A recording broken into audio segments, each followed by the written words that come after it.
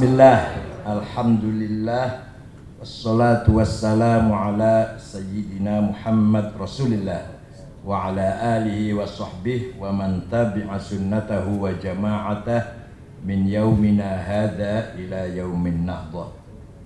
Yang terhormat Bapak Menteri Pertanian Republik Indonesia, Bapak Dr. Insinyur Kiai Haji Andi Amran Sulaiman, Athalallahu baqa'ah bi sihhatin daimah.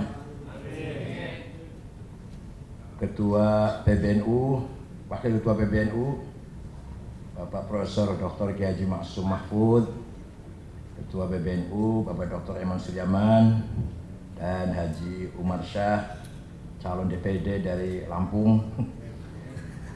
Harus jadi itu. Oh, DPD juga.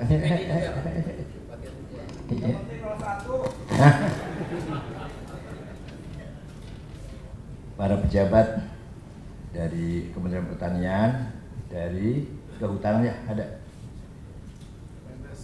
Kemendas, oh ya, dari Menteri Desa, dan Kepala Asosiasi, Ketua Asosiasi Gambut, Badan Restorasi Gambut, Pak Feni, tamu kita yang saya hormati, para peserta Rakernas dari seluruh Indonesia.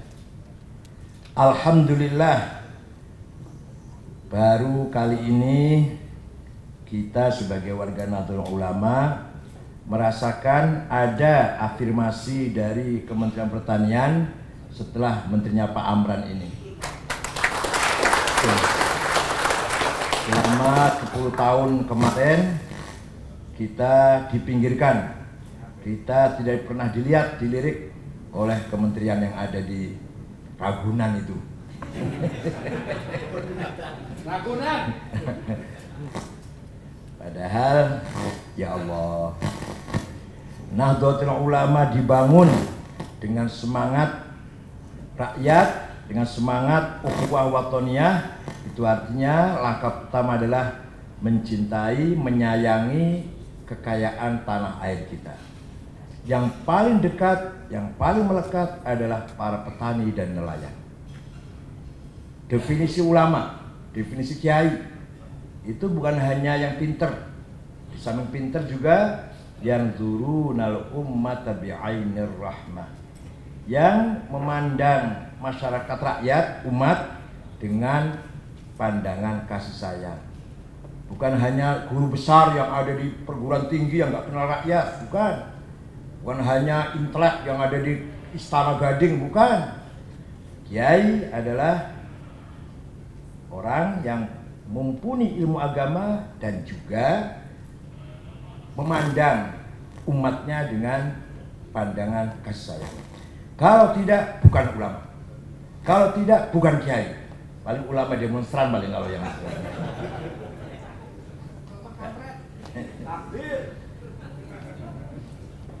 Dengan semangat Islam Nusantara, dengan semangat kita menambah, memperkuat, menyayangi kesatuan-kesatuan tanah air kita, maka harus lembaga pertanian NU dan nelayan kita perkuat dan kita dukung mati-matian sekuat tenaga.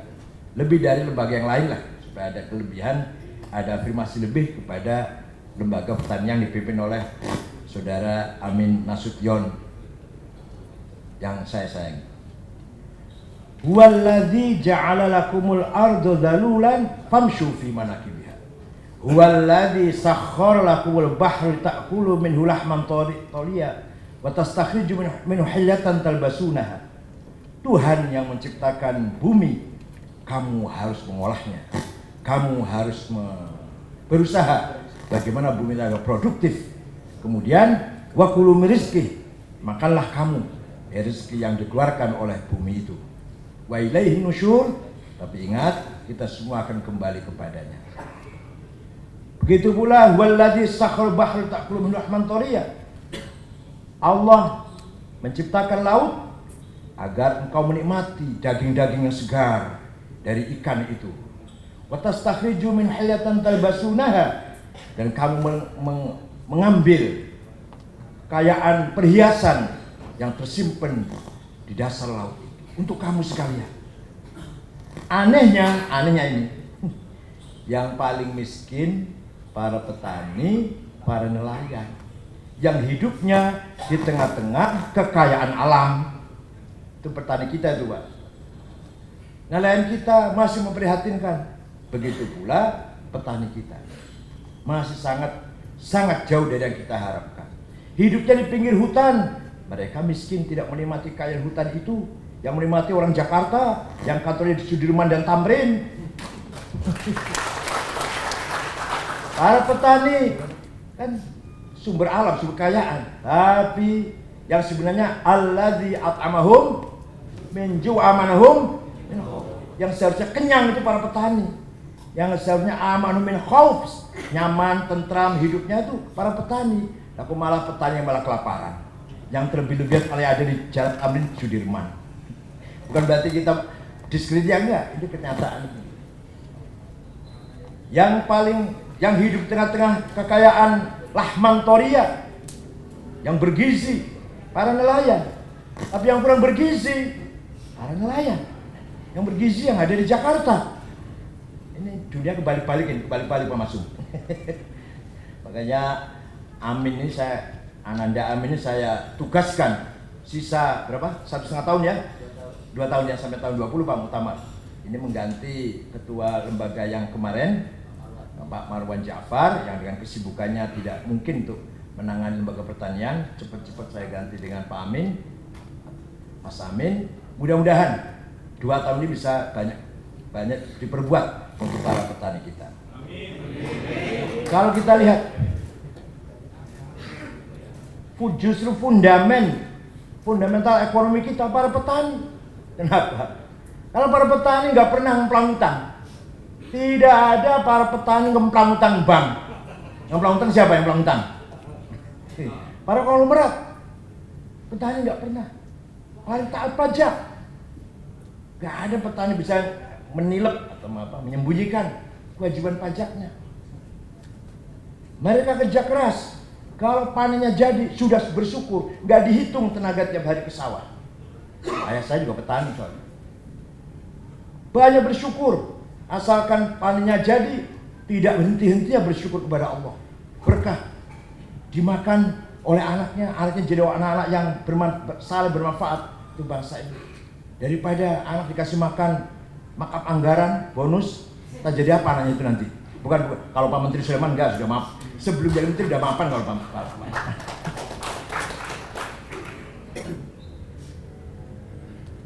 Mari kita sayangi petani kita. Yang aneh, orang katanya Kementerian Pertanian hanya sebatas di sawah, digalang itu apa galangnya apa namanya? Kalau udah naik ke mobil, kalau bawang merah atau apa hasil pertanian, apa brokoli, apa jagung, naik ke mobil, itu sudah Menteri Perdagangan katanya. Menteri Pertanian sudah la haula wala quwata. Itu gimana cara jalan keluarnya ya? Saya yakin kalau ada terobosan yang kebijakan yang berani dan Pak Amran yang menentukan kebijakan itu, petani barangkali bisa meningkat kehidupan. Jangan hanya sebatas pupuk, tanamannya jadi, dan setelah naik ke mobil truk mau diangkat ke pasar induk sudah nggak ada kewenangan apa-apa. Gimana caranya itu? Bayangkan, ada yang dari Brebes, dari Brebes ada kan? Dari Cirebon Losari deh. Itu paling mahal yang namanya bawang merah berapa? Kalau lebih mahal 15 sampai Jakarta 40. Bawang merah. Brokoli dari Tegal, Bojong, Guci itu paling mahal 1.500 sampai Jakarta 10.000. Itu gimana tuh bisa kayak gitu tuh? Ya kalau 10.000 ya dari sananya minimal 5.000 lah. Kalau di sini bawang bisa 40.000 ya minimal para petaninya 25.000. Saya pernah bertanya pada Pak Amran, bukan kewenangan saya, itu Menteri Perdagangan. Jadi selamanya kalau begini terus, waduh, kayaknya kelihatannya dikira bertanggung jawab Menteri Pertanian, padahal bukan. Alhamdulillah, saya tidak menutup mata Pak Amran sudah mati-matian berpihak pada petani. Bengkulu dikirim traktor, Pak Umar namanya komandannya. Lampung juga dikirim traktor. Jawa mana? Jawa, Banyuwangi Pak ya, Banyuwangi dikirim bibit jagung, traktor. Baru kali ini barangkali berarti pertanyaan kayak gitu tuh. Dompu juga Bima, khusus untuk warga NU. Mudah-mudahan panjang umur satu afiat. Memasuki era digital 4.0, para petani tidak akan kehilangan eksistensi. Walaupun era digital, Mas Amin sebut tadi, para petani nggak akan kehilangan eksistensinya. Kalau para pedagang barangkali bisa hilang. Kenapa? Ketika mengkombinasikan dua bibit agar produksinya, panennya meningkat, ada dua bibitnya, konon katanya dikawinkan, tidak bisa menggunakan digital, harus tangan. Kenapa? Karena waktunya hanya jam 10 sampai jam 12, itu pun tidak boleh ada hujan atau angin terlalu besar, ya harus tangan manusia itu, digital nggak bisa itu. Oleh karena itu yang siap menjaga atau mengawal kemanusiaan para petani. Kalau bukan para petani, barangkali dengan digital ini bisa hilang eksistensi manusianya. Industri 4.0 mengancam eksistensi kemanusiaan. Manusia tidak lagi menjadi sentral. Manusia tidak menjadi tidak menjadi penentu. Hablum minan nas akan hilang. Hablum minan nas akan hilang. Yang ada hubungan sangat formal, sangat sangat kering. Anaknya kakak dengan anaknya adik sudah nggak kenal. Kakak adik kenal, anaknya udah nggak kenal. Inikah yang kita inginkan? Tidak. Petani bisa memelihara itu, menjaga itu. Dengan semangat Islam Nusantara kita jaga hablum minan nas. Dengan semangat Islam Nusantara kita jaga lahan kita, bumi kita. Dengan semangat Islam Nusantara kita jaga laut kita, lingkungan hidup kita, hutan kita. Dengan semangat Islam Nusantara kita jaga budaya, karakter, jati diri, kepribadian. Mentang-mentang sekolah dari Arab pulang jenggot panjang, gamis, jidat hitam. Mentang-mentang keluaran Amerika pulang pacak ciuman di tengah-tengah jalan, di pinggir jalan. Di pasar-pasar ciuman, gandengan karena keluaran Amerika. Yang keluaran Arabnya pakai gamis ke pasar-pasar. Ya kalau hidungnya mancung, hidungnya pesek, Masya Allah.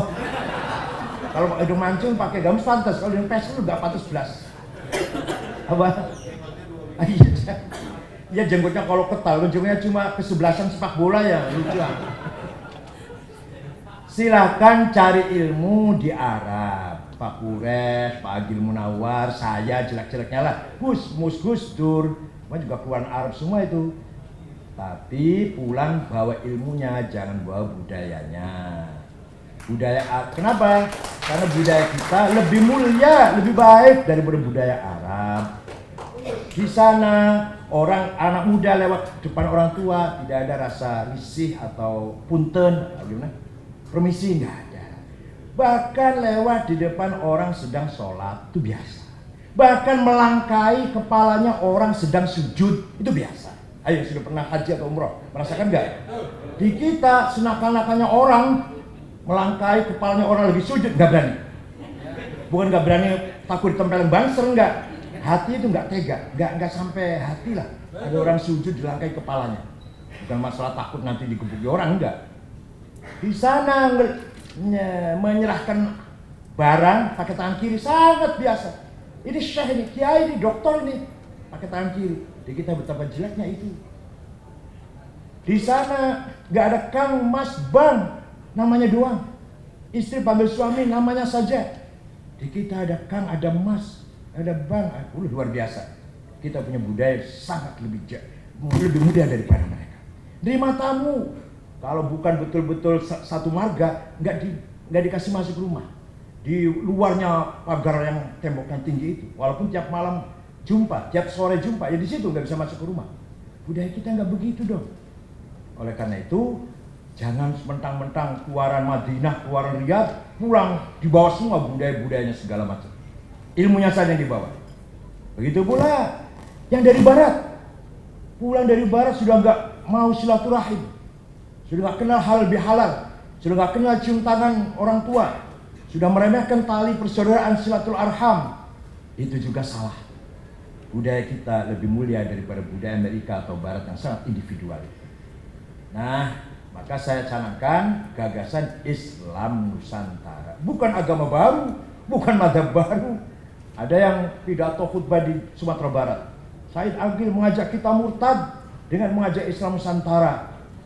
Beliau khutbah Jumat menggunakan bahasa Indonesia. Ya Islam Nusantara itu. Kalau mau Islam Arab pakai bahasa Arab khutbahnya dong. Khutbahnya pakai bahasa Indonesia. Ya Islam Nusantara. Akad nikah pakai bahasa Indonesia. Apa-apa pakai bahasa Indonesia walaupun sifatnya agama. Akad nikah lah, saya kawinkan. Itu Islam Nusantara itu. Di Arab tidak ada walimatul khitan. Anak kecil di khitan nggak ada, selamat tahu di rame-rame nggak ada. Bahkan dokter sudah selesai. Di sini ada walimatul khitan, Islam Nusantara. Beduk tadinya alat musik, jadi alat tanda masuknya waktu sholat. Islam Nusantara kaya dengan budaya kita ini, sangat kaya. Oleh karena itu, apa ada orang yang tidak paham, tidak mau paham, pura-pura tidak paham. Karbar mula. Keputusan Munas di Banjar, kita manggil orang yang bukan Islam tidak boleh menggunakan kata kafir, tapi non-Muslim. Al-Quran sendiri memanggil wahai orang kafir hanya 2 kali.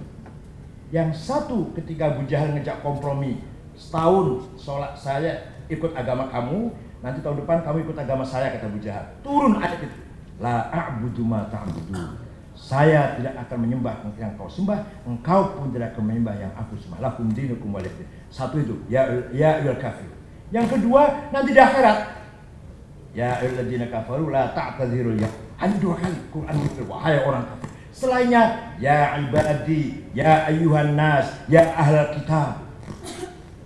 Nanti kan gimana tuh baca ya ayyuhal non muslim katanya. Salah paham orang. Atau nggak paham atau pura-pura nggak paham. Dalam rangka bergaul, memanggil. Bukan berarti Quran kita baca ganti dibacaannya, bukan. Dalam rangka bergaul memanggil ini, jangan wahai orang kafir. Assalamualaikum warahmatullahi wabarakatuh. Ini bagi orang Islam ya. Selamat siang, selamat damai sejahtera bagi yang kafir-kafir. Itu gimana? Ya tersinggung dong.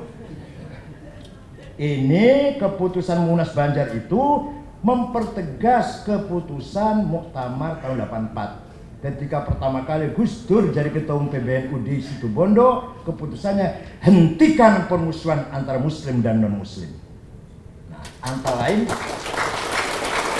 kita memanggil saudara kita yang bukan Islam, jangan memanggil wahai kafir, tapi manggil non-Muslim. Di Saudi sendiri yang negara kerajaan yang nggak demokrasi, nggak ada organisasi, nggak ada LSM, nggak ada advokat, misalnya nggak ada itu. Semua apa kata raja lah. Toh juga menggunakan kata ghairul muslimin, bukan kafirin. Kalau kita masuk ke Mekah, akan masuk ke Mekah sampai kota Shumaisi, masih 35 km lagi, ada besar tulisan lil muslimin faqat, only for muslim. Yang terus muslim, yang ghairul muslimin coba, yang non muslim belok kanan, jangan lurus. Enggak kafirin, bukan gitu. Nah, gitu. Nah, begitu pula keputusan Munas di Banjar Pak tentang sampah plastik. NU peduli dengan, prihatin dengan Indonesia ini juara nomor 2 setelah Cina yang membuang sampah plastik ke laut, dimakan oleh ikan dimakan oleh manusia, jelas mengancam kesehatan, keselamatan generasi yang akan datang.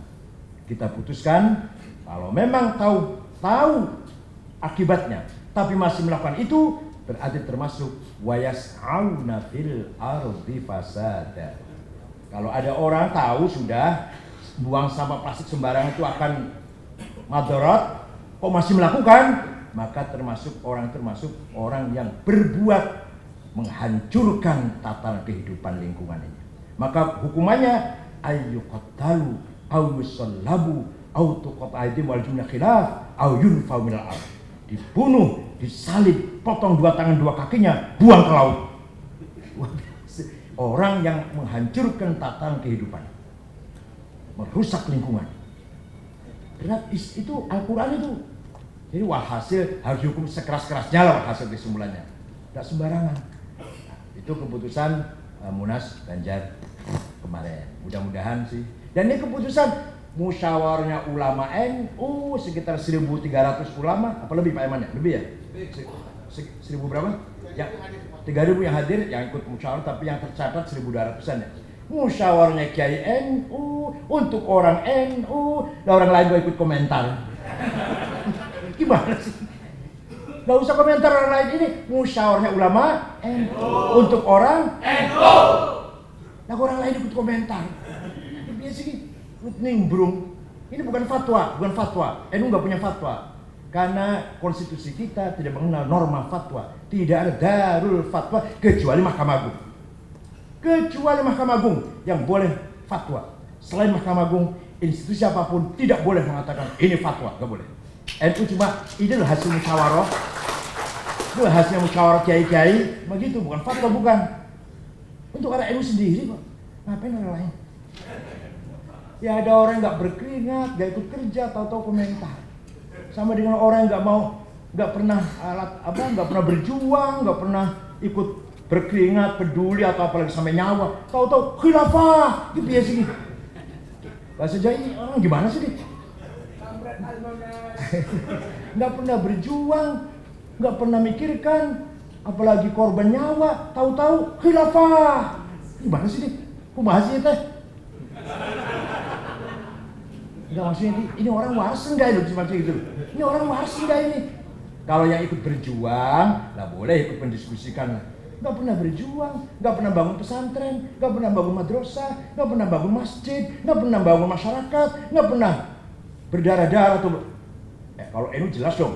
Kiai Zainul Mustafa Tasikmalaya penggal kepalanya oleh Jepang di Ancol karena tidak mau menyerahkan hasil panen. Hamid Rusdi di Malang diberondong oleh Jepang menjadi nama jalan itu Kiai Hamid Rusdi di Malang walaupun bukan pahlawan nasional.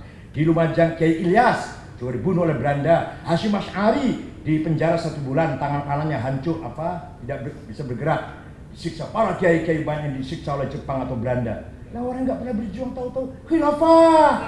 Kumaha ieu teh? Waras henteu maneh teh? Nggak paham apa-apa, Sulawesi nggak paham. Waras enggak Anda itu? Tahu-tahu kok khilafah. Sudah. Ini aneh, saya juga aneh nih. Bikin orang kayak gini aneh saya. Oleh karena itu NU sejak tahun 36 keputusannya Indonesia Darussalam. Bukan Darul Islam, bukan Darul Kafir. Darussalam, negara yang damai. Luar biasa istiadat politiknya NU itu. Dipertegas ketika tahun 84 pertama kali Gus Dur jadi ketua PBNU bahwa NKRI, Pancasila sudah final.